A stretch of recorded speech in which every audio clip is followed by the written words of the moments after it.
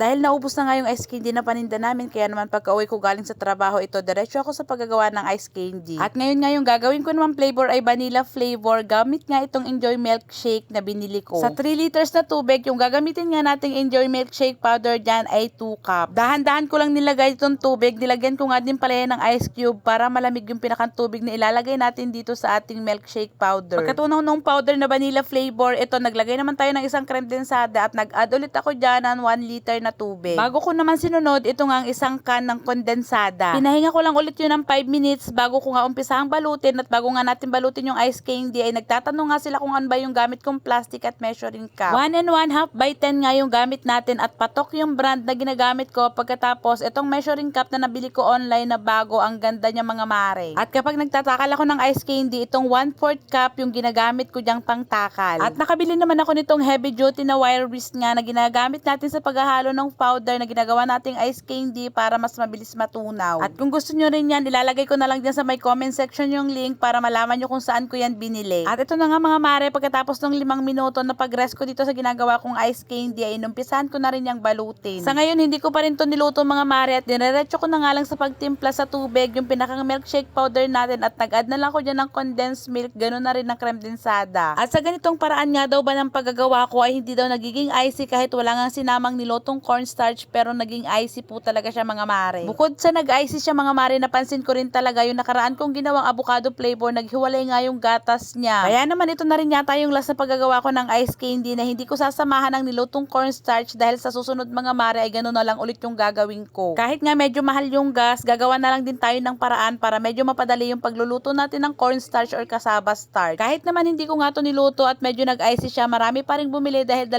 araw lang itong 95 pieces na ginawa namin ay naubos din agad. Hindi ko rin naman tinipid sa ingredients tong ginawa kong ice candy, kaya naman kahit hindi ko nga siguro niluto to ay nagustuhan pa rin nila at naubos din kaagad. 95 pieces na ice candy natapos ng 10:30 ng gabi at nabenta namin yan ng 2 araw lang.